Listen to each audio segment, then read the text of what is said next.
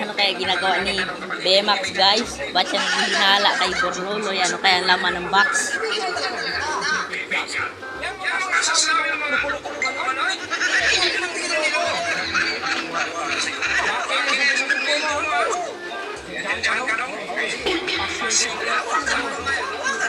Yan, hawak si Bemax, guys. Oh, na pinasok din ng kanyang kamay. Crab pala yun. Grabe. Masakit yun, guys.